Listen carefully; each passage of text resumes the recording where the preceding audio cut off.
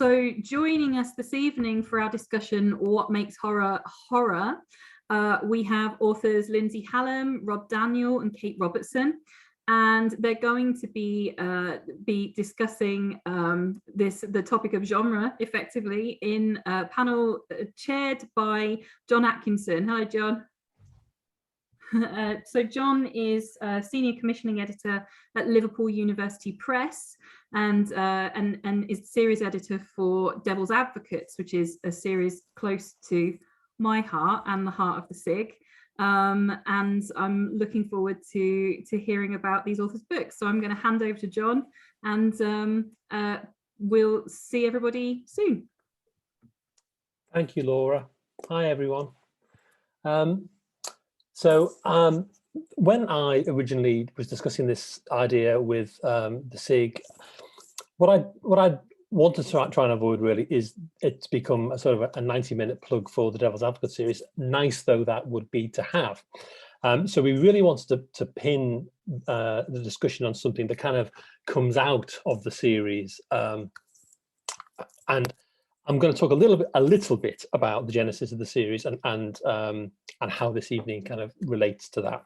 So the Devil's Advocates, which is now 10 years old as a series, came out of a series of ideas when I was repositioning Auteur publishing, which I set up at the turn of the century, away from it being a vehicle for really kind of classroom teaching materials for media and film studies.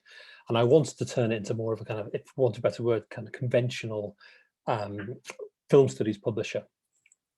Devil's Advocates was kind of an idea that I had because horror was something that I was kind of personally quite interested in, and I could see that it was gaining a greater foothold within HE as a topic, and sort of horror studies generally was becoming more prevalent.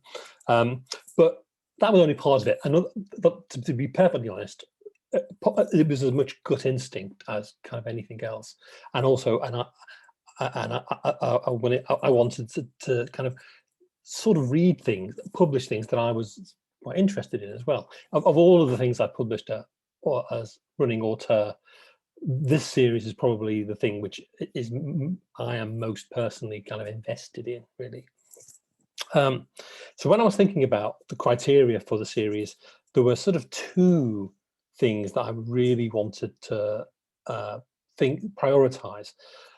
I wanted to pick on films that were relatively underwritten about, not so as not to be able to sell any. I mean, there was obviously a kind of a commercial imperative as well, but I wanted to choose films that, for whatever reason, had been relatively underwritten about, but I felt still had an audience. And I was interested in looking at films that were in danger of sort of being forgotten, but had importance within the genre, whatever that is, which we'll come to. And as it happens, more by luck than judgment, the very first two titles that were published in the series in 2011 actually met those criteria. They were Let the Right One In by Ann Bilson. And at that point, that film was only 4 years old, I think, but it had such an impact that I thought that there was probably a short monograph already that could have been written on that. And Anne was an instance of me actually approaching an author myself. I knew Anne very slightly from my previous life when I worked at the British Film Institute, and I thought she would be a really good person to write that book. And the other one was on Witchfinder General by Ian Cooper, and it was Ian's first book at the time. And now that is a film that 10 years down the line has probably a bigger profile than at any time it has had since it came out 50 years ago. But at the time, when I commissioned it, it was before the folk horror boom, and it was, if not forgotten, then in danger of being forgotten about, I think. So that was the way in which my thoughts of the series kind of manifested themselves very early on. And what's happened subsequently as the series has gone on, is that there have been occasions when I've been approached with ideas, and I've sort of thought, well, is this a book? Is this a film which actually belongs in a series about horror cinema?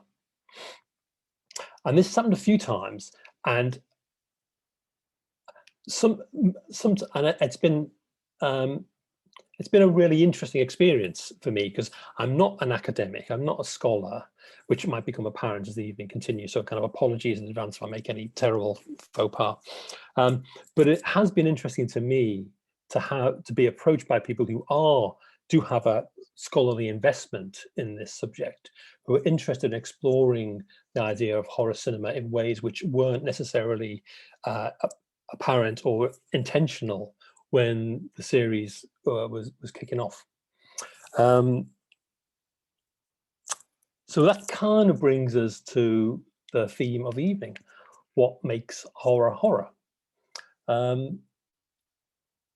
And each of the three panelists, authors that have agreed generously to give up their evenings or afternoon, in Kate's case, to do this, have each written on a film which isn't necessarily what one would automatically categorize as a horror film, and each in their way approach that what makes this a horror film question in their book.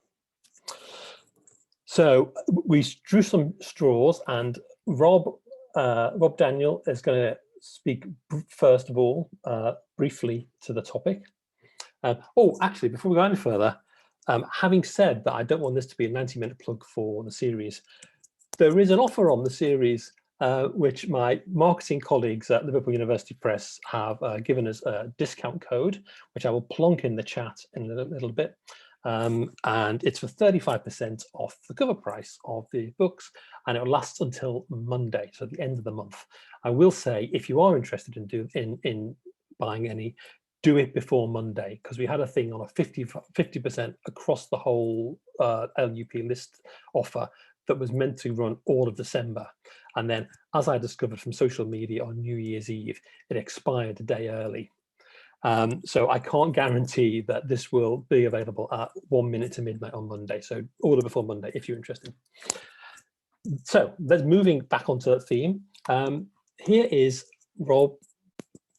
Here's Rob's book. It's on Cape Fear, the Scorsese remake of the 1960s crime film. Is it, Rob? 1950s and 60s? 1962. 1962.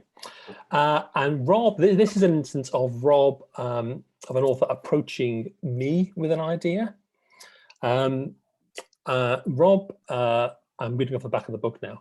Rob is a contributing author to the collections Art of Darkness, The Cinema of Dario Argento, and Fear Without Frontiers. And he's written and lectured on the cinema of, amongst others, David Cronenberg, David Lynch, Miki Takahashi, and Guillermo del Toro. We have both seen and loved Nightmare Alley. And if you haven't seen it, well, I was going to say log off and go and see it tonight, but save it till tomorrow. Rob's got an interesting non-academic professional background, which I think he'll touch on when he talks about his book. Rob, over to you. Thank you very much. Yeah, so I feel like a bit of a interloper tonight, because I'm not from a academic background, so my background is broadcast. So I spent most of my career working for a famous TV satellite company that you might have heard of. So I was managing their film channels and their on-demand service. So like John, if I come out with any film theory howlers, then you'll just have to let me know in the questions. But Cape Fear is a really interesting one to talk about in terms of tonight's topic, because I think it only really works when you look at it as a horror film. But Scorsese thought that he was directing a thriller. And in an interview at the time, he said that when an audience is watching a thriller, they expect powerful sensations. Now, it's no surprise that this was a commercial assignment that he'd been given. And that this was also the most conventional film that he was going to make in terms of genre. And I think there's a certain nervousness when you read interviews with him at the time that he was going to, for him to meet the expectations of delivering this commercial film. So it's no surprise that when he looked to deliver the powerful sensations, that it was horror that he looked to, because there are many examples of him talking about horror from the past and the horror films that had influenced him and his films. So for example, he talked about the camera work and the atmosphere of Mario Bava films. There's also a key fight scene in Raging Bull that is designed around the editing rhythms of the shower scene from Psycho. And there are lots of examples like that. So when he's making this film about a psychopathic criminal who looks to take revenge against his defense lawyer upon being released from prison, and the revenge is going to take the form of him kidnapping the lawyer and the family, raping the wife and daughter, and then murdering them, it's not surprising that there are horror elements to that in Scorsese's hands. Now, one of the many, many criticisms that was leveled against the film was that it was overheated and too hysterical, that it didn't have the cool kind of discipline that's required for a thriller. But I really don't think that's what Scorsese was going for in this. I think he was really looking for an immersive terror experience, and he wants to put you alongside the Bowden family and to feel the fear that they are feeling. And he does that through aggressive camera work and a very, very bombastic sound design, an over-the-top performance from Robert De Niro as the villain, Max Cady, and frenetic editing. So and this all kind of comes together to create film as panic attack. And that's kind of the sensation that the film has. I think it was Roland Barthes who said that the thriller is the thrill of intelligibility and that kind of joy of seeing all the pieces come together. But horror cinema, it doesn't necessarily do that. It's not really bound by physical laws or laws of logic. And there are elements of Cape Fear that only really work if you accept that something supernatural is going on here. And that is all tied into the Max Cady character played by Robert De Niro. So he is this larger than life, unstoppable bogeyman figure. It's also strongly suggested that he has been conjured up by the repressed trauma of the Bowden family. And in interviews at the time, Scorsese really leaned into this and said that Max Cady is this evil spirit that represents the fear and guilt of each of the family members. So if that's the starting point for the antagonist in your movie, then I don't think that thriller is going to be a really comfortable container to put it into. There are many examples in the film of the supernatural abilities that Max seems to have, although it's never said that he is actually a supernatural being. So physical barriers are no obstacle for him. He seems to be able to get into the Bowden's house without them knowing. It's never really explained how he's doing this, but they're never sure if he's in or out. He seems to be able to read Sam Bowden, played by Nick Nolte, the lawyer. He seems to be able to read his mind and is always 2 or 3 steps ahead of him. There's the suggestion that he is the dark reflection of Sam Bowden. Also within the camera work, there's a very, very kind of interesting shot when it seems to be a point of view shot outside the Bowden house, prowling around. But then it turns into a crane shot and flies up to the daughter's window. And it's like, well, that can't be a POV shot, can it? Because it's just taken flight. But again, it kind of suggests this vampiric ability that Max Cady has. And other filmmakers involved in the film also would go to horror for comparisons about the Max Cady character. So Wesley Strick, who was the screenwriter, said that Max was like the face hugger from Alien and had latched on to the Bowden family and wouldn't let go until the job is done. De Niro himself compared Max to the Alien and also to the Terminator, saying this is an unstoppable force that just keeps coming at you. So, sorry. So all of this, again, just suggests that Max is this evil spirit. And it's originated from the family. And really interesting here for me is the fact that Scorsese's treatment of the family in Cape Fear seems to really tie into what film theory was writing about the treatment of the family in American horror films during the 60s and 70s. So in the 1962 version, the family is presented as very idyllic. And in Wesley Strick's earlier drafts of the remake for Cape Fear, when it was a Steven Spielberg film, Sam is still kind of flawed. He's had an affair in the past. He's suppressed the evidence that could have got Cady acquitted, which is the reason why Cade is coming after him. But they're presented as much more healthy than in the final film. And the reason for that is because Scorsese came on board and there were 24 rewrites before he was happy to start to shoot this movie. And within that, the family suddenly becomes, for me, what it seems to really, really fit Robin Wood's description of the family during, in horror films during the 60s and 70s. And I have to read this out, I'm afraid. So the family is both the reason for and the means of repression, and it is therefore both threatened and a threat within the horror film. That really sums up the way that the family operates within this movie. And also, Robin Wood said that since the 60s, there seemed to be 5 elements or 5 recurring motifs to the horror film. So one is the human psychotic as monster, 2 is the revenge of nature, 3 is a possession or like a satanic theme, 4 is the terrible child, and 5 is cannibalism. And this is all brought together under the unifying master figure of the family. That weirdly, really accurately describes Scorsese's remake of Cape Fear. And there's also this element of dread and damnation that is brought to the film.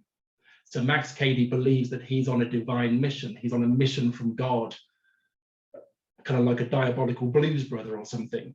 But, and there's also, so he thinks that this is a divine mission because Sam has placed himself above the law in deciding to suppress evidence and has become the ultimate arbiter of the law. There's also a strong suggestion in the film that a divine presence is kind of watching this tragedy play out. The film is also imbued with Scorsese's Catholicism. And Scorsese, again, in interviews, said that he made the film Catholic with the amount of guilt that he put into it. This really brings a fire and brimstone element to it. And during the 80s, Scorsese was saying that he knew that he was damned, he knew that he'd be going to hell because of all of the failed marriages that he'd had and all the infidelities that he'd done.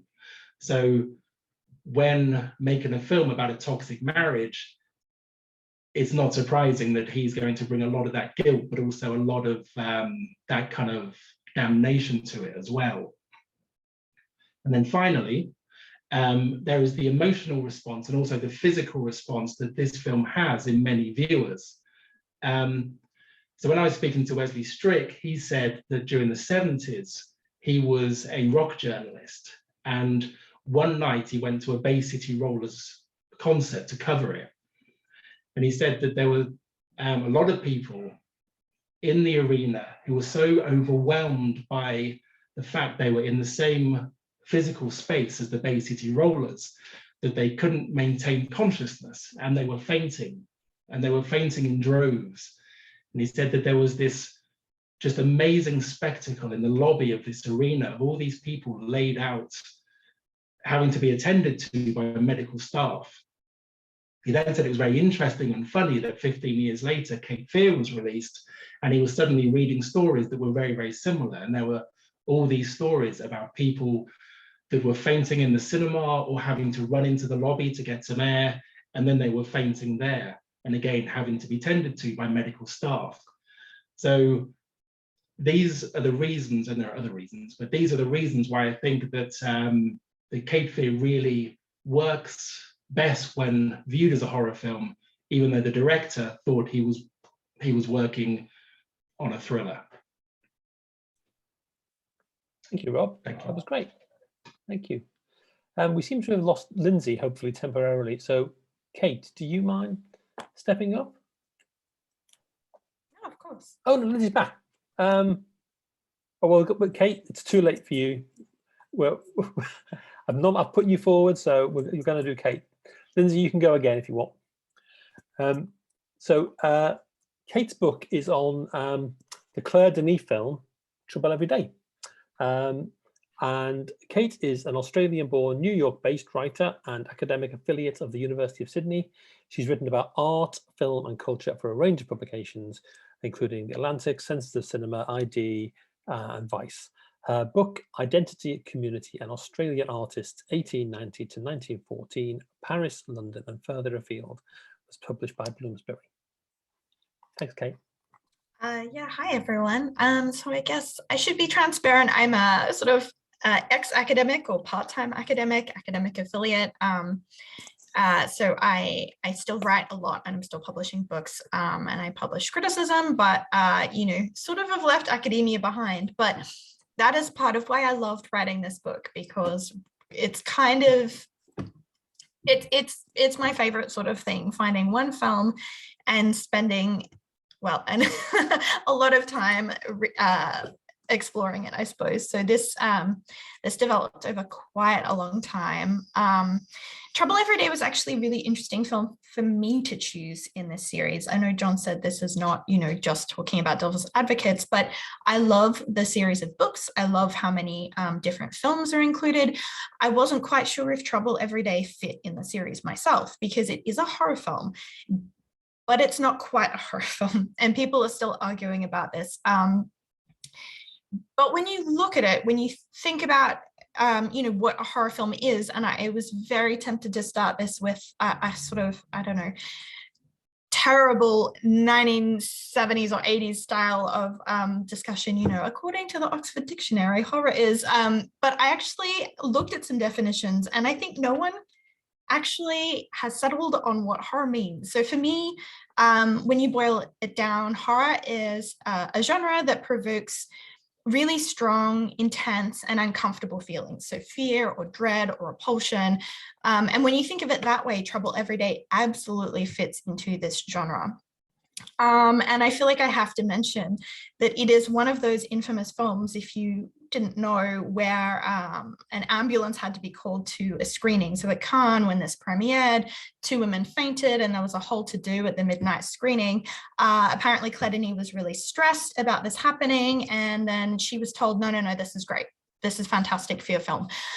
So there was actually a lot of interest at Cannes about this very incident, maybe even more so than the film itself, because the reviews were actually really bad for this film. Initially, I think that the response to this film has definitely changed over time. It's different country to country, and it also depends on where people are watching it and when. But I think this is because of a lot of reasons, but a big one is because you can't situate it firmly in a single genre. So it's definitely got the style and aesthetics of an art film. The subject matter is very much a horror narrative, and it's mixing high and low art in a way that I think essentially alienated a huge portion of the audience. So viewers that turned up expecting an art film, this was actually the follow-up to what is Claire Denis' arguably still her most celebrated film, Beau Travail. So people turned up expecting something very different, and I think these horror elements really would have been, to put it nicely, a surprise, but I think a lot of people found it distasteful, probably too lowbrow for what they're expecting, especially for, a director like Denis. On the other hand, horror film fans who would be more familiar with the brutality and the gore we're definitely less familiar with the very slow pacing. There's almost no dialogue in this film, and there's not dialogue, I believe, for the first like 5 to 6 minutes at all. It's very grey, like the setting is in Paris and you feel like it should be beautiful, but it was filmed in January and is really drab and cold, and all the spaces are very clinical. It's a really uncomfortable film to watch. And there's not the theatricality either, I think, that horror fans expect when you're thinking about this blood and gore. So as I said, this kind of alienated almost everyone. And, you know, more people have come to find the film over the years. Another issue, which happens a lot, obviously, with art films, is that distribution is an issue. So this took several years of screening at festivals before it found homes with different distributors across the world. But I really think that this has sort of been rediscovered more recently with streaming, with websites that cover older films. This film turns up a lot in lists of, you know, films you might not have seen, or women horror directors you might not have heard of, etc. That's to say, so even though this is sort of a cross-genre film, there are definitely a lot of precedents. It's part of this longer lineage, I think, of cinema that really challenges and disturbs us. So I think when most people think of Trouble Every Day, they think of New French Extremity. So I'm sure that's what most of you categorize this as. So that's a term coined in 2004. So a couple of years after this was released. It was a description of this trend from the late 90s for these really ultra-violent movies with very graphic sex scenes included in them. Things like Irreversible or Romance. But of course, this trend for violence was very strong through the 90s, and you think of some really popular films like Reservoir Dogs or Natural Born Killers or Bad Lieutenant. And then, of course, you can trace this back much further if you know the horror genre. So, I mean, in the 70s, you've got Clockwork Orange or The House on the Left, I Spit on Your Grave. Cannibal Holocaust was 1980, and that's part of a whole catalogue of Italian exploitation films. And this is something that Trouble Every Day actually strangely taps into, because the backstory that we have to put together ourselves is that, you know, these scientists travel deep into the South American jungle looking for new plants to exploit its natural resources, and then they discover something which they then turn into, you know, a trial medication, and they can't control it, and everything goes wild. And the scientists who, in true mad scientist fashion, decided to use themselves as human test subjects, actually then turn into cannibals. So again, this is sort of this mad science subgenre as well that's being referenced in the background of this film.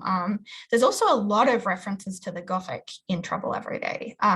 Lots of images of, you know, Core staring out the bars of a window. She's locked upstairs in a house. The house is huge. It's on this big estate, but it's all locked up and completely falling apart. The inside has been burned. It's sort of very evocative of that ancestral home. There are also really specific nods to films here that Denis is very clear about. Cat People, unsurprisingly, Cocteau's Beauty and the Beast, and also contemporary films like Brian De Palma's Dress to Kill and Abel Ferrara's The Addiction. She even has Vincent Gallo at Notre Dame playing it being Quasimodo in sort of one of the only light moments in the film, as his new wife, June, sort of pretends to be the victim, the damsel in distress, which is, as I said, one of the only light moments in this film. There are also lots of scenes, you know, if you watch a lot of horror, you start just recognizing these tropes. So the film actually opens with this couple kissing in a parked car. And so we sort of know instinctively that usually they would meet an untimely death, but we just get the credits. Gallo stalks a woman down a street and we can hear her heels clicking again. Nothing happens. Core escapes from her house using a chainsaw, which is a very strange scene. Erwin slowly heads up the staircase in this mansion as his friend runs away, peering upstairs, not sure what he'll find. Later on, Cor wanders the house in a white dress covered in blood in front of this giant mural she's painted in his blood. Even things like, body discovered out in the grass. So there are these constant visual references to horror here as well. So Denis is clearly very familiar with the genre. And of course, there's also the cannibalism. So if you think about it on a narrative level, it's very hard to not think of this as a horror film. I do think another thing I found when I was thinking about this film is that I think the question of whether it's horror or not is actually less important as time goes on. I think that generally audiences are getting more and more familiar with these kind of cross-genre films, films that, I guess the term that we all hate, prestige horror, post-horror, elevated horror, terms that, assume that horror has only recently become about something, which sort of misses the point entirely. But I think this idea that people are getting more used to these films that cross in between these different genres, becoming more popular and more accepted, is really important. And I do think that it will help a film like Trouble Every Day find more viewers that really understand that film and love that film as time goes on. So thanks. Okay, thank you so much. Okay, so I'm going to introduce Lindsay, who is the author of Twin Peaks, Fire Walk with Me. The occasion of this publication is one of my favorite Devil's Advocates moments, actually, because Lindsay and I arranged a screening of the film at the Genesis Cinema in East London on Twin Peaks Day, which, for those of you who don't know, is February the 24th.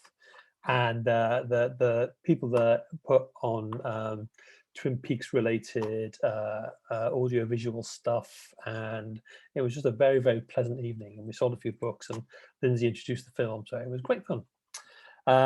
Lindsay is a senior lecturer in film at the University of East London. She's the author of a lot of things that according to this blurb on the back of the book, including Screening the Marquis de Sade, and she's the director of a documentary called Friday at the Heidi.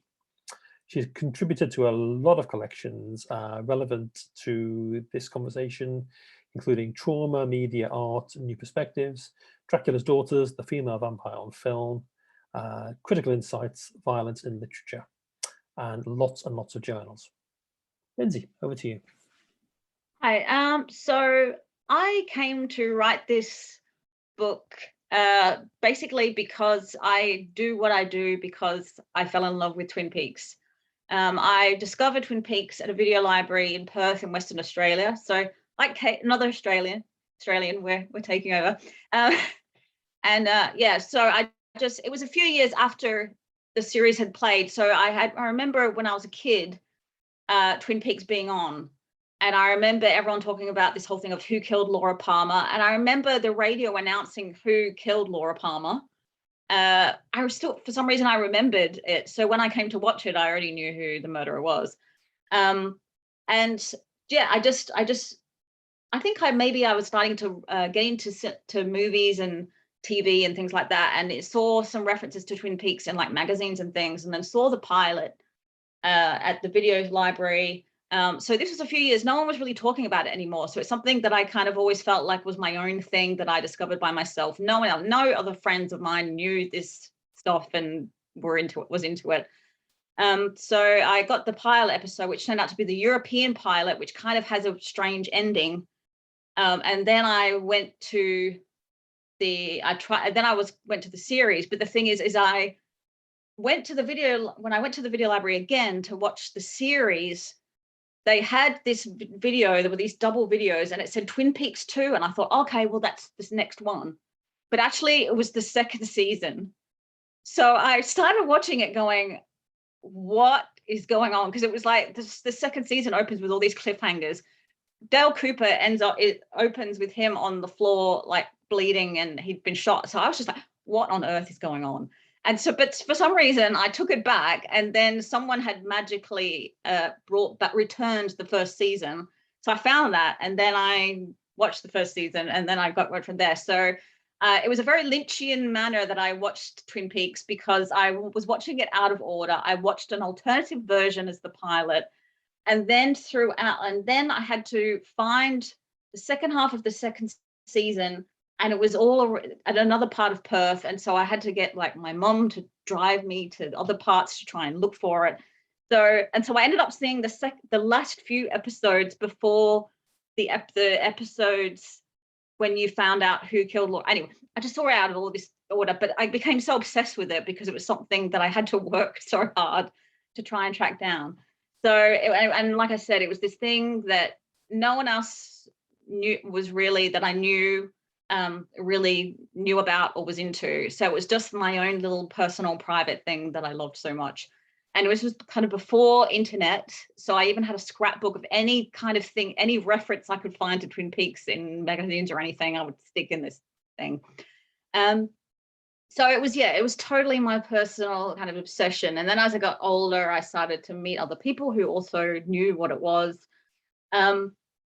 And then, of course, with the coming of the internet and DVDs and things, it became definitely much more of a cult thing.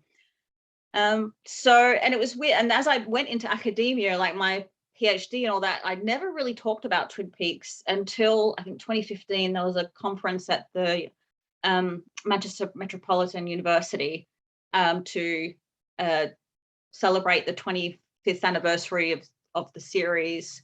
And it was after they'd announced the new season, so everyone was buzzing with what the new season was going to be. So that was the first time that I actually was like, no, I'm going to write about this. And then from there, when I met John at the FEAR 2000 conference, and was like, I want to write one of these, and asked him how I do that, and then sent him an email with some suggestions. And thankfully, Firewalk with Me was one of the ones that he said he was interested in, which is good because that was the one I wanted to do. So this book is this culmination of my love and obsession that I had had for many years. So I think it's Matt Hills who came up with the term "ACA fan," the whole thing of an academic and a fan. So I was definitely coming from that perspective. So I certainly was never going to come to it with any kind of criticisms. Because I mean, the film had received enough criticism because, of course, the TV series was this phenomenon that was really, really popular. Although the second season, even I'll admit, the second season kind of loses its way a bit for a while. So it kind of dropped out of favor by the time Lynch came to make the film in 1992. So the season 1 and 2, I think, was from like 90 and 91. So it relatively was in like a year or so the film was coming out, but already by that time it had fallen out of favor. The season 2 finale ended on this cliffhanger. So people who loved Twin Peaks were thinking, oh yes, I'm going to get a film. I'm going to get answers, expecting answers from David Lynch, whatever. But yeah, so, and then of course it was announced that actually it was going to be a prequel. So it was going to actually be about Laura Palmer, the last 7 days of Laura Palmer, who in the series had only really ever featured in flashbacks or in the Black Lodge, this kind of demonic version of her in some cases, or strange backwards talking Laura Palmer. So you'd never really seen her. So David Lynch talked about how he couldn't let go of her.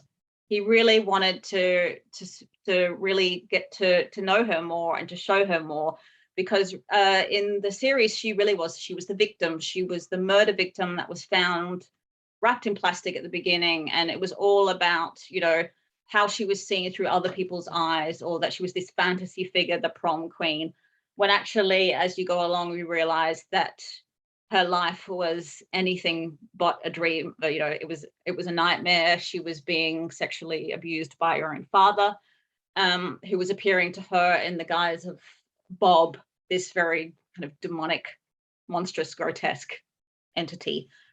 And so, sorry, my cat, oh my God, my cat is on the door. I don't know if you can see, but anyway, he does that. Anyway, I'll keep going. So yeah, when the film came out, of course, everyone hated the film because it wasn't giving anyone what they wanted. It wasn't giving them any answers to the finale, to what they had in the finale. And tonally, it's completely different to the series. The series was known as being kind of quirky, offbeat, slice of Americana, but you know, so kind of parodies of soap opera and police procedurals. And yeah, you're having these kind of comical elements in there as well. And you know, it's kind of, everything was kind of just below the surface, but you never really went down into it. And this film is completely in that place, because we're seeing Twin Peaks not from the perspective of Dale Cooper. In the series, he comes from out of town, and he kind of sees Twin Peaks as this, you know, this slice of Americana that seems to have been lost. You know, kind of indulging all that nostalgia. And instead, for Laura Palmer, it is this living hell in her own home. She's not safe from her own father. And everyone in the town, you know, wants something from her. And everyone is basically turning a blind eye to the fact that she is obviously very clearly in so much pain and trauma. She's a drug addict. Yeah, and so so we're seeing things from Laura Palmer's point of view. So it's very much about her trauma and about how she is dealing with the abuse that is going on in her own home, and that she's just crying out for help, and no one is helping her. And she also is feeling like, you know, and we all know that her death is inevitable. So it becomes incredibly tragic, because we come to love her, and you know, it's such a sad and emotional film. But also with that tonal shift, I think it very much becomes a horror film. And that was the main thrust of what I wanted to talk about in the book. That rather than that parody of soap opera and police procedural that you get in the television series, it now comes into becomes an outright horror film. And that may have also, I think, been another reason why people rejected it at the time, because they weren't expecting that. One of the inspirations that came was from a video that Mark Kermode did about, I think it was like the 10th or one of the anniversaries of Twin Peaks. I think it may have been he introduced it on the BBC or something. I don't know. I saw it on YouTube. And basically his introduction to the film was that, you know, that it was one of the best horror films of the decade. Also, there's a book that I've got that was edited by Kim Newman, and it goes through each decade of horror cinema. And I noticed in that the Twin Peaks pilot and Fire Walk With Me are included in this book edited by Kim Newman. So it's been considered a horror film there. So yeah, Mark Kermode was kind of, he kept saying that, it's one of the greatest horror films of the decade. And so part of the reevaluations of film, I think, came when people realized that it was a horror film. And there's lots of instances of, with each kind of 5-year anniversary of the film, someone was writing something, and there was more and more that were saying that it was looking at it through the lens of a horror film. But also another thing that I came across that was really central to what I wanted to look at was a viewer comment left on the IMDb page for the film, which was from, I'm assuming, a young woman who was saying that she had been abused, and that she felt the film was the most accurate depiction of what it feels like to be in that situation.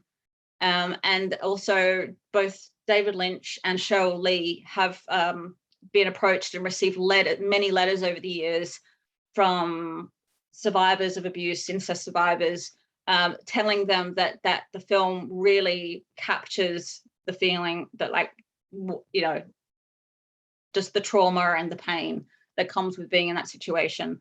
So alongside the I guess the analysis of the film, like my main argument, I guess you could say, is that it's a horror film. I also was really interested in how Lynch is using conventions of horror to explore and express this almost unspeakable trauma. And in that, in some ways, it's only through these horror conventions that really expresses the horror that she was experiencing. And it wasn't trivializing it, which, you know, sometimes people say that horror does that. If anything, I think it was really making us feel that horror.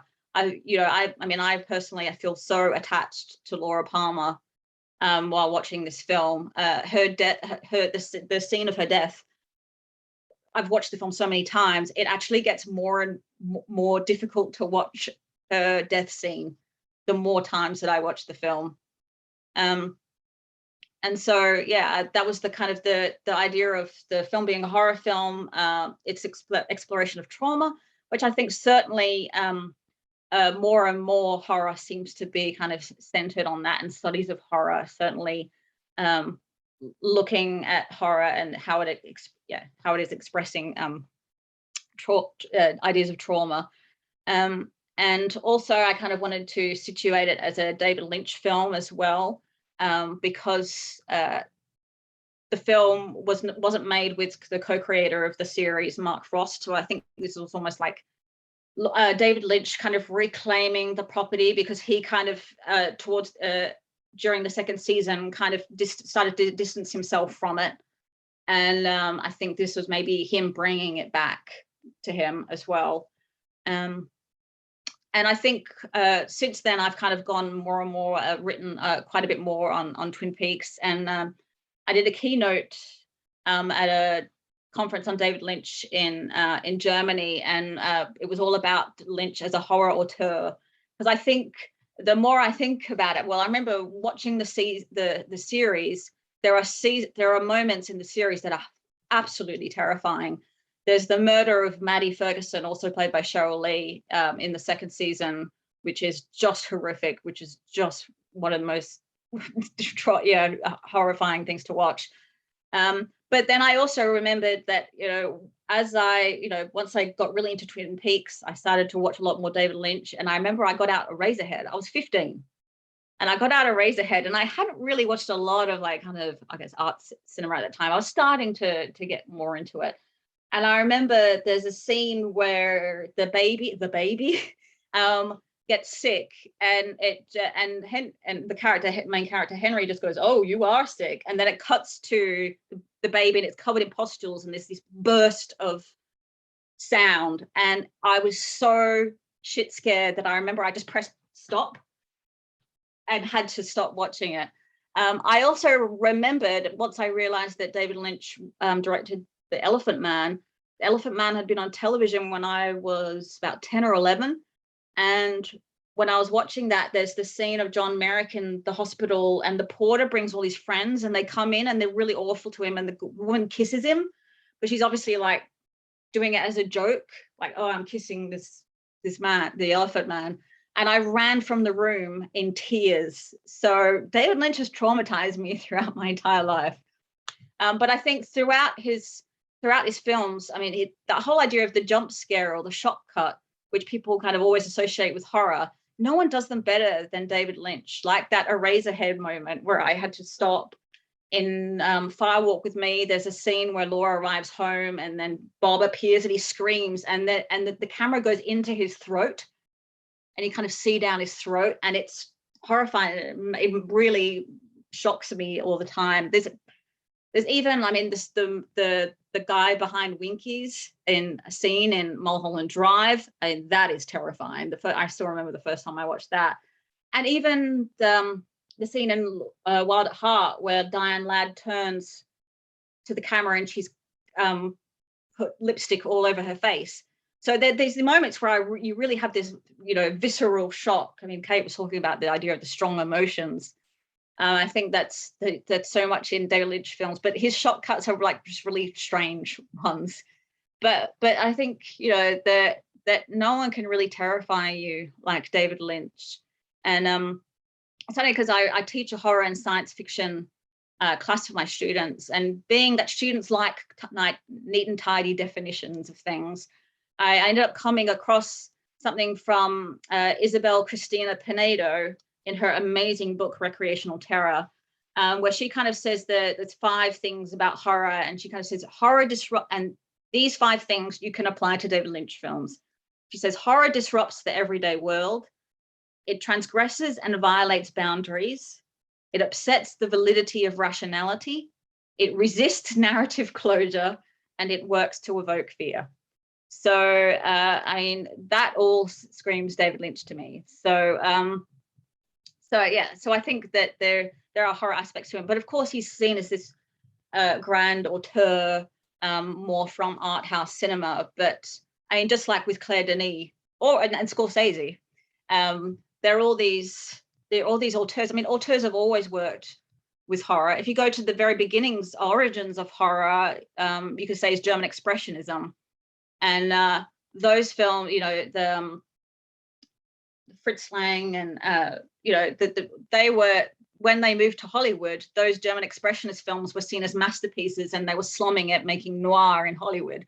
So those German Expressionist films, they're the origins of horror, were made by these, you know, these auteurs. They were almost, you could say, kind of art house cinema. And you've got like Ingmar Bergman's made horror films. I mean, Stanley Kubrick.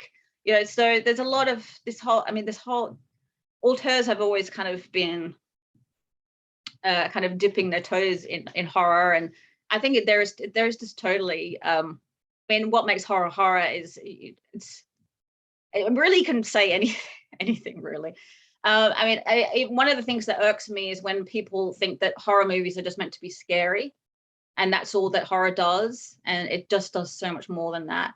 Nothing irks me more than if you see a horror film and people's one question is it scary? And it's like, well, you watch a lot of horror fans, I don't think really get scared by horror after a while. So why do they keep watching it if they're not getting scared? And then also, if you were really getting scared all the time, you probably wouldn't be watching a lot of them. I don't know, but yeah, it's. I think horror is so much more than being scary, and I think kind of David Lynch kind of encapsulates a lot of that. So I'll leave it there. Lindsay, that was great. Thank you very much. And I think you've touched on, and all 3 of you have, but you especially touched on some of the questions that have actually started to come in. So we'll please keep them coming. But I've got 1 or 2 things I want to just put to you collectively, really.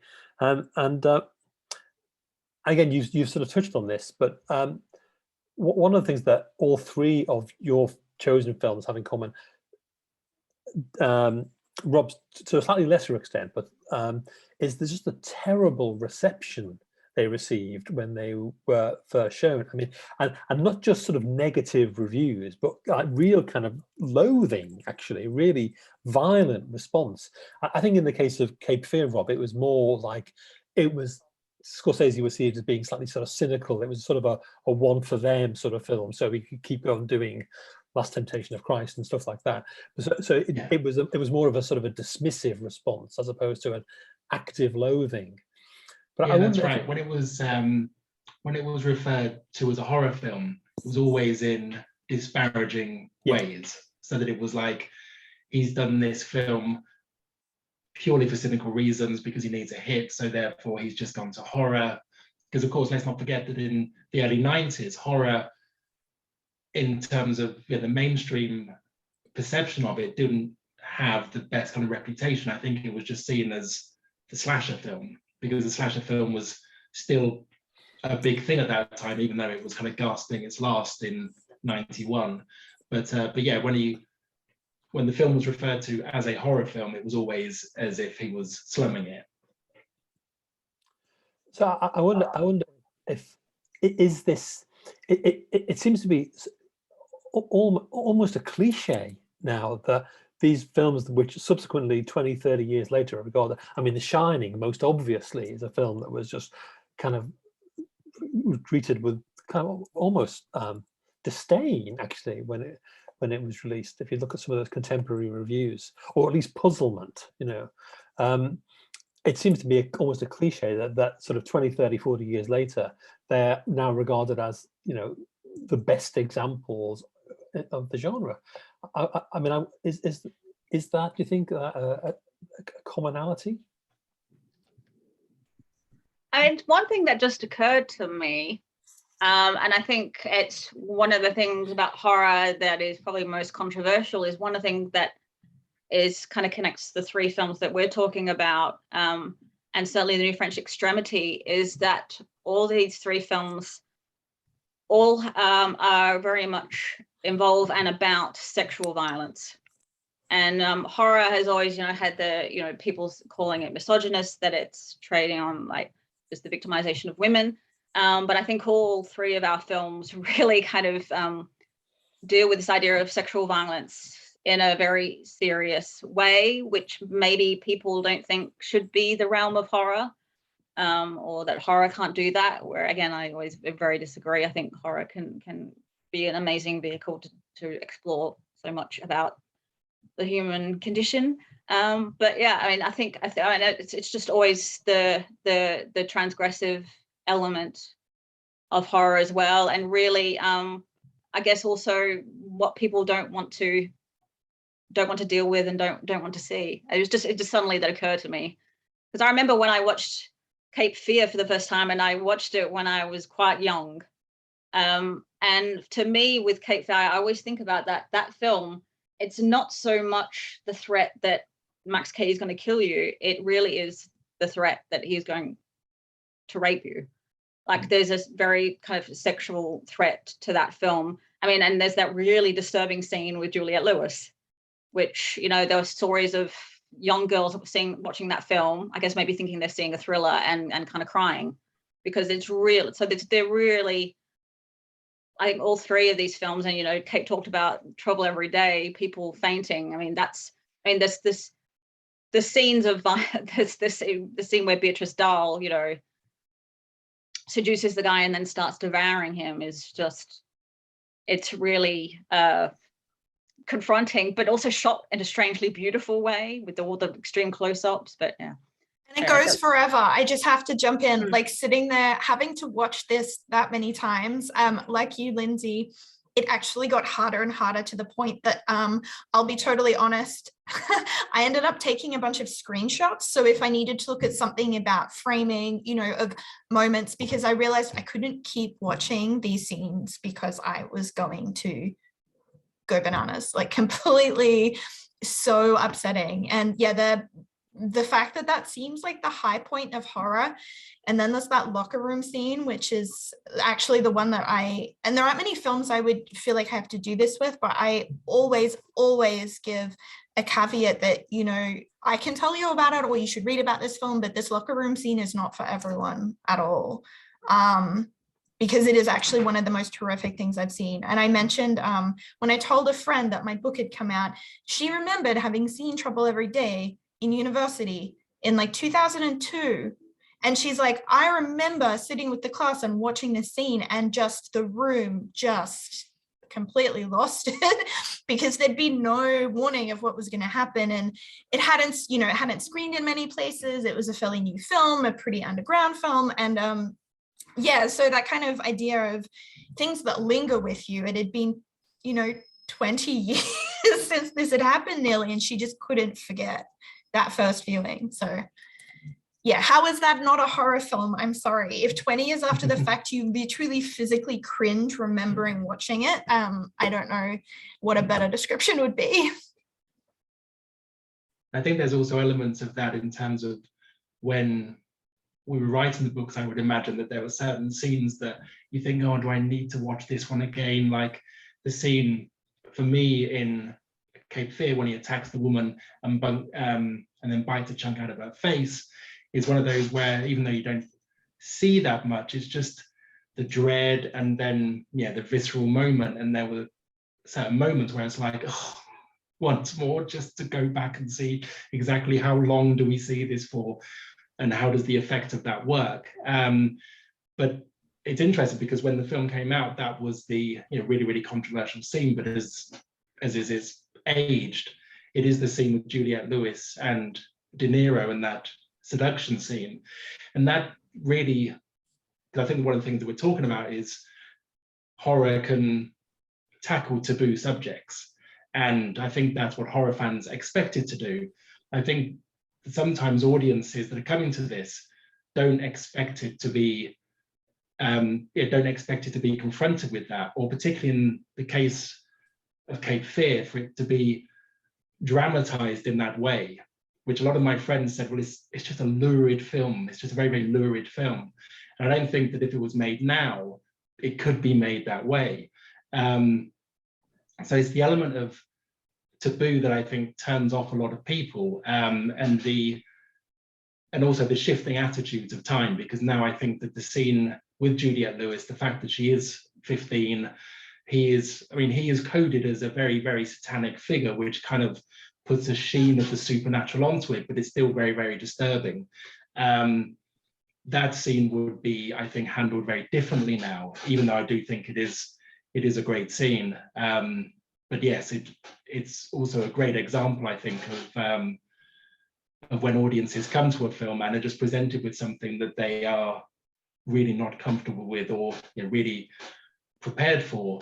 And Trouble Every Day, I think, is a film that has a lot of scenes that are just that one after another sometimes, and it's like, how far will the escalation go? Thanks, guys. So I think we should move to the questions, because there's quite a lot of them all of a sudden. So I'm going to go back to the start, and this is one from Barnaby. Thank you very much, Barnaby. It's addressed to Kate specifically, but I think you can probably all chip in on this. Barnaby asks, oh, I've got my glasses on at this point. I was wondering if you could just elaborate on the point of horror being considered lowbrow. In my research, I've come across this idea a lot with films like Silence of the Lambs and the new It films being considered too good, that Barnaby's quotes, for the horror label. And I wondered what you and everyone else thought about that. Yeah, I guess this came up in my discussion. I tried really hard not to bring it up, but it seems so important that opinions seem to be changing. But the fact that people have this division of high and lowbrow, or this idea, like Lindsay said, of what horror is, or Rob kind of touched on it as well. I think people tend to think of horror as, a slasher film. So a film with, a very set kind of narrative that, plays out some tropes, and what's going to happen the whole way through. There's a lot of jump scares, there's gore, we're done.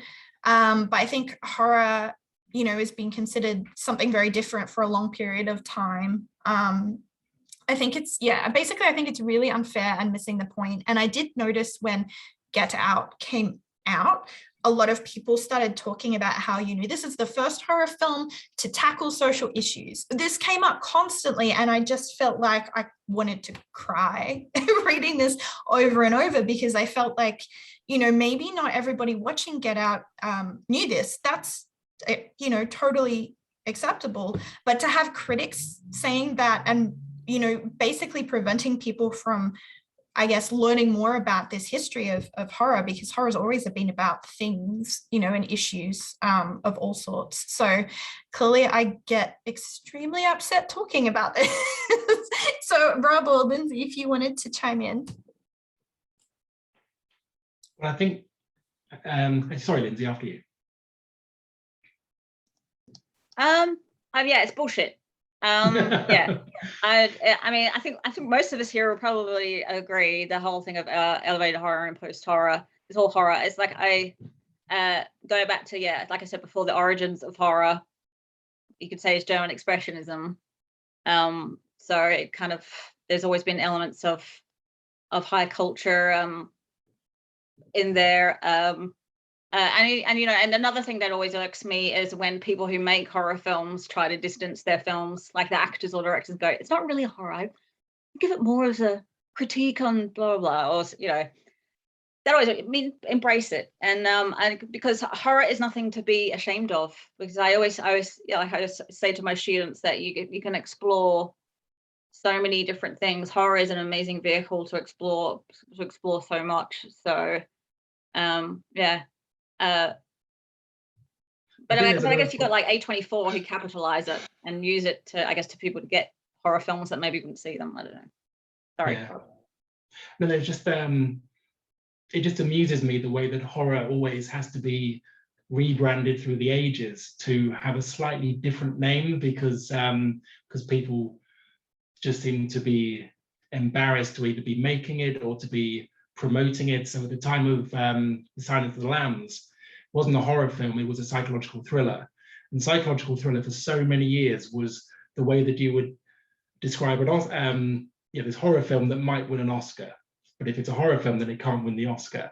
And then Bram Stoker's Dracula, when that was released, that wasn't a horror film, that was a love story. And it's like, okay, right, so now we're going to do that with that one.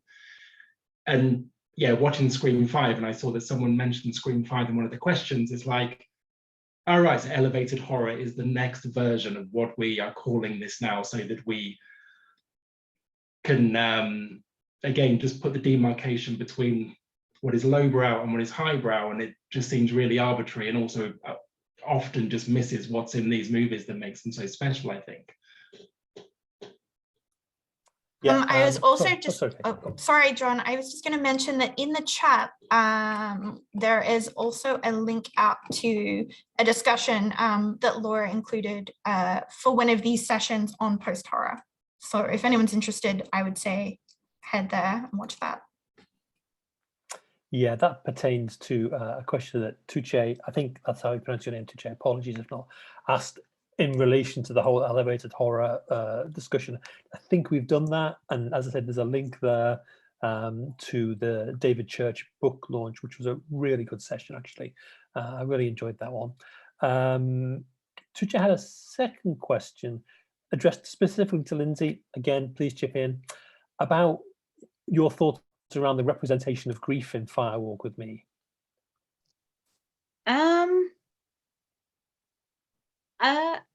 Representation of grief. I mean, it's there's as opposed to trauma, I guess. Yeah, because I mean, there's more grief in the series than in the film, I guess you could say, because it's all about grieving for Laura. I mean, I'm wondering what could be the difference between grief and trauma, because Laura, I don't think is. I mean, maybe there is a period of grieving once she realizes it's her father, because yes, she's always in her mind, and you know, in studies of incest survivors, there often are cases of kind of not just splitting your own, like disassociating yourself, but also disassociating your abuser into another figure, because you can't actually tackle the fact that it is the person who's supposed to be protecting you is abusing you. So in Fire Walk with Me, you have the figure of Bob, and then there is the moment where she realizes it's her father. So I mean, possibly there's some grieving on her end from realizing the truth of her situation. But yeah, I mean, that's the thing, is I don't know what the actual line between grief and trauma could be. I mean, there's so much more about grief in so many films that are coming out now, but yeah, it's usually for you know, for someone who's died. I guess, and also in terms of, I guess in Fire Walk with Me, after Laura's death, you have a kind of I guess a healing moment. She gets that moment after her death where you actually get to see her with these angels and things, that she's actually kind of has this, you know, this moment after all this horror, this kind of moment where she kind of is able to laugh and to let go and to kind of transcend. I'm sorry, I don't know if I'm answering your question right at all. That's great, Lindsay, thank you, that's fine. So Laura, one of our co-conveners, has asked a question which kind of, I slightly got in ahead of her, I think, in relation to this whole business about horror films being rehabilitated over time. And she's specifically asking in relation to The Shining, which she has an interest in. But she asks slightly different questions to what I was asking regarding reappraisal. Who decides what is horror? Is it critics? Is it audiences? Is it the passing of time? I think it's that's an interesting one, because see, that seems to just be the big question that's always been asked on platforms. What makes a horror film a horror film? And it always seems to circle around the Silence of the Lambs and that not being a horror film because it doesn't have a supernatural element to it. And for a lot of people, it has to have a supernatural element to be considered horror, and which seems a bit reductive. But it does seem as if, well, I think with the case of the film that I was writing about, the director thought he was working in one genre, he sent it out into the world, and certainly me and some other people thought, well, actually this is a horror film, right? This works well as a horror film, and it works actually better than that because you don't seem to really understand what makes a thriller. So I think there's also like a question there in terms of when does a horror film stop being a horror film? Because The Silence of the Lambs was always a horror film until suddenly it wasn't. And are the Universal films from the 30s, are they horror films now because they're not scary anymore? But yeah, clearly they are. But I think there are certain films like Psycho, for example, which was terrifying when it was released, but now it's like, well, is that still a horror film? I don't know what others, what to think about that. I think maybe it's a mix of different things, because I mean, sometimes you do get filmmakers who definitely set out to make a horror film and follow the conventions. I know like Tarantino always says one of the first things he thinks about with a project is what genre am I in? And then we'll work from there. So you get some filmmakers who are thinking about genres. Also, I'm thinking like, I mean, me, myself, I've just made a short film that I would consider a kind of sci-fi horror. And so in terms of getting it out there to festivals, I knew I have gone for genre-based festivals. So because I don't think it would be accepted by, I guess, more other types of festivals. Because on the surface, I guess it doesn't seem to be like maybe more of an art house film or a personal little film or anything like that. So, I mean, as myself, I've positioned it as a horror and sci-fi film, and so that dictates, where I send it out to and the kind of audiences I try to get for it. So there's that end, and then also there is, like I said before, when you get filmmakers and actors and things that try to distance themselves from the genre when clearly it is that, and yeah, so, and sometimes, I mean, you also have the whole idea of like cult studies where things that aren't intended to be a certain way are kind of embraced by different audiences, and cult kind of audiences kind of form around it. So I think it's I think it can be an audience, it can be the filmmaker. Yeah. And also, yeah, just changing trends over time, and all of a sudden something comes into vogue, and then you realize that film that was made 30 years ago fits into this new trend, is now, was ahead of its time. I don't know. Yeah.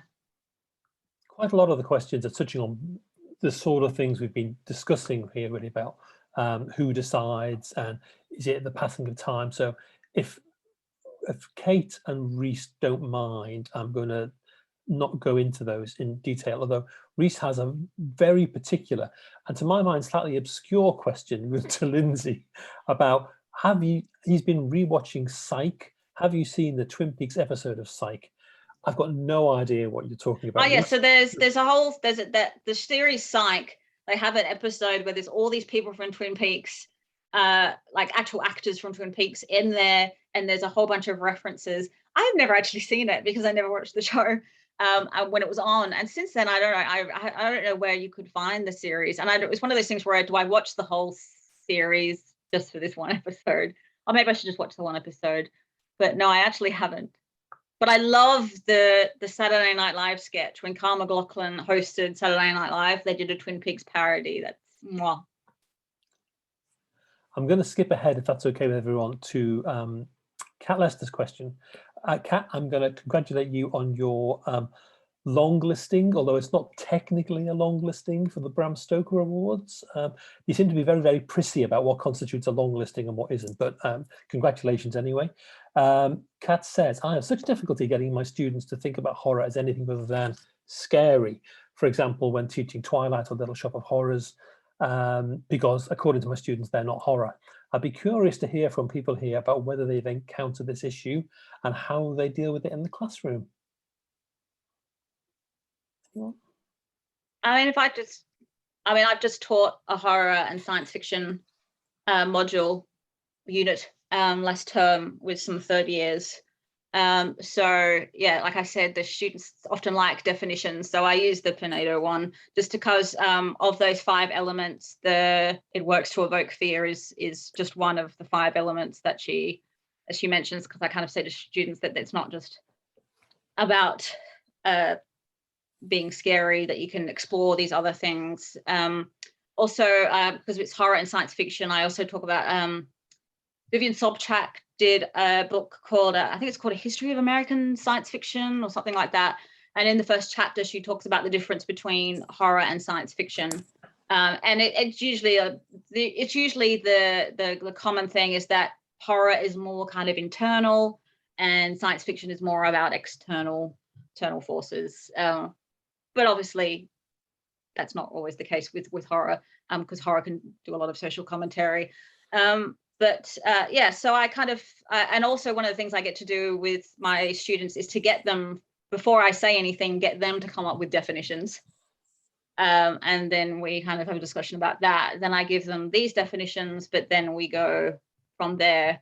I mean, the main focus that I was kind of talking about was this whole idea of the other and how that's explored in horror and how that can be applied to different groups or another part of the self. And so my students made a short horror scene that, as well as writing an essay. So it was interesting. It was really interesting to see what they then ended up doing a lot, because some of them really got into the kind of the social commentary aspect of horror and made some really interesting things in that way, using zombies and things like that. But a lot of students were, yeah, that idea of a shadow self or another part of yourself, and also connecting it to feelings of depression. So yeah, once they started to make their own work, it also made them get beyond just trying to be scary as well.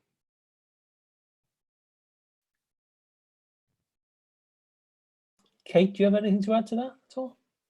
Not really so much on the teaching side, but I truly disagree with the idea that horror has to be scary in the way that people are, talking about this here, because that is also so subjective, I think, which is really tricky. I am still someone, I've watched thousands of horror films. I will still jump at every jump scare. It is just my response. But I've watched these films with other people who don't even flinch. So I think that it's, just a really micro example of it's a really unfair benchmark. My youngest child has just started studying the Gothic in English in school, and the teacher rather wickedly showed them a short clip from the Hammer Woman in Black, the Daniel Radcliffe. And so we're talking about sort of 12-year-old boys and girls here, and apparently they were screaming in the classroom, which I just thought was fantastic. Literally screaming out loud. Fantastic. Okay, so we're just running out of time, but we've got one or two more. Barnaby has got another question, which I think is quite interesting, and it approaches the discussion we've been having from a slightly different way. Barnaby asks, I'm interested to know what films people here would consider to be horror, but are generally considered to not be, or have been told that they're not. I think the weirdest conversation I've had from my point of view, says Barnaby, was a friend arguing that Tetsuo the Iron Man was not a horror film. I think this is quite an interesting question. Has anybody got anything to say? Spencer, that came out last year, the Princess Diana film, amazing Gothic horror film. Yeah, that opened lots of. Yeah. That was like The Shining meets The Crown or something like that. It was, yeah.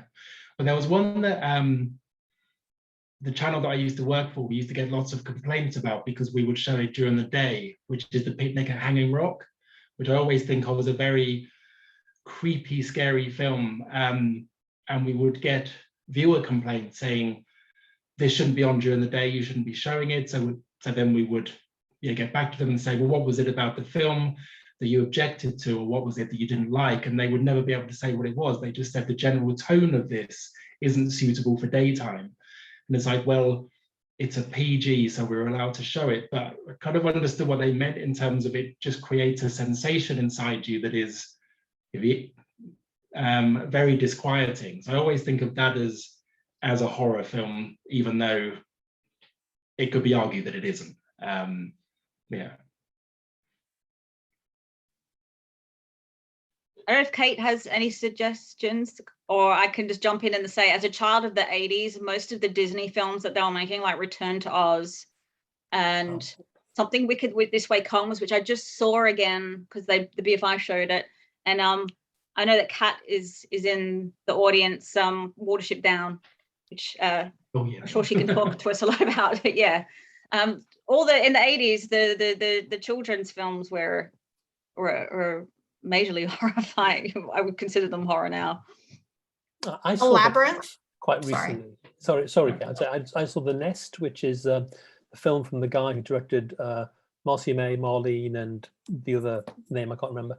It's got Jude Law and the brilliant Carrie Coon in it, and it's a kind of almost a kind of a social black comedy in a funny sort of way, but it has this undercurrent of unease and gothicism and a sort of a hint of the supernatural about it.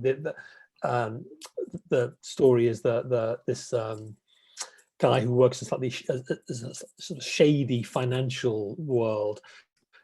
He's English, but he's living in America, has an American wife and Carrie Coon, and he returns to the UK with his family to work. And again, in this kind of vague, undefined way in the city in the early 80s, as the British financial system is being deregulated, and he moves his family into this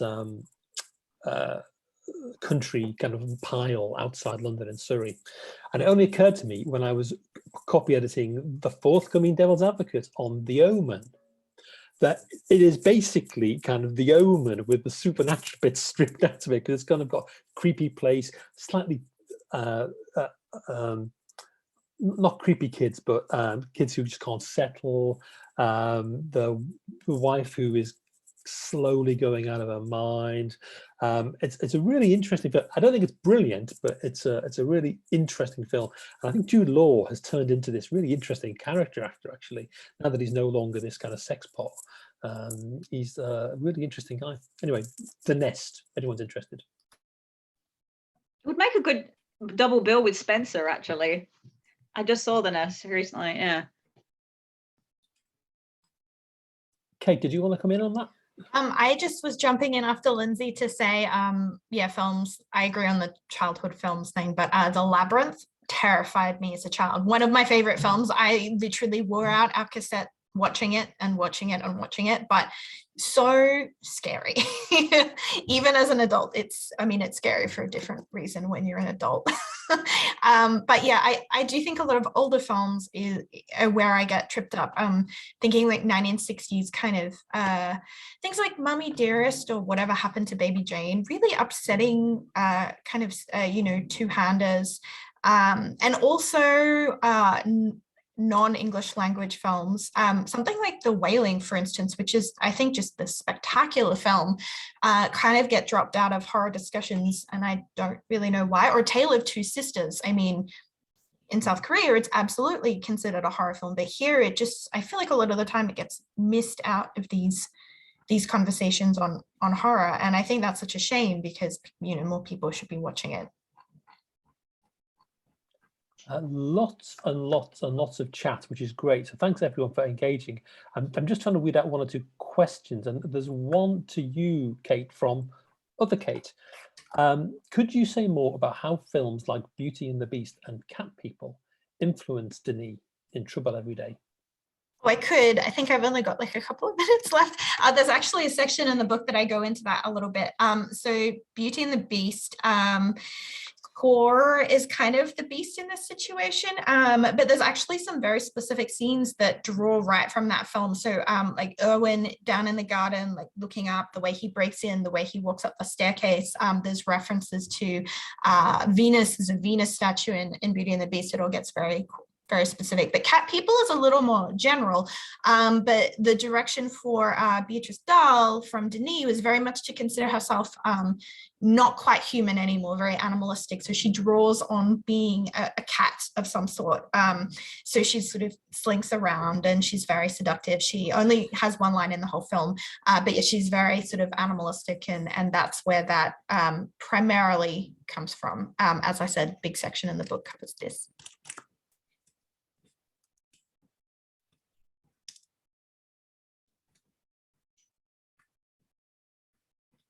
John, you're on mute. You're muted, John. I was doing so well. I think that might be a good point to draw our discussion to a close. We've got 2 minutes, and I think we want to do some thank yous. So I'm going to say thank you to everyone who's contributed to the chat. Some great questions and really lively chat amongst yourselves. That's fantastic. I want to thank our panel, Lindsay, Rob, and Kate, for giving of their time and their thoughts. I really appreciate it. And I want to thank the conveners of the SIG, Laura, Shelley, and Kate, for asking us to get involved. Thank you. Thanks very much, John. Thank you to you, John, and to Kate for kind of pulling this together and suggesting it. It was Kate's idea initially, and I think it's been a really fantastic discussion. Thanks as well to Rob and Lindsay for joining in and some fantastic contributions, and for everybody's questions. We'll have our next event at the end of February. Look out for details. But yeah, thanks very much for coming, everybody, and see you again soon. Bye.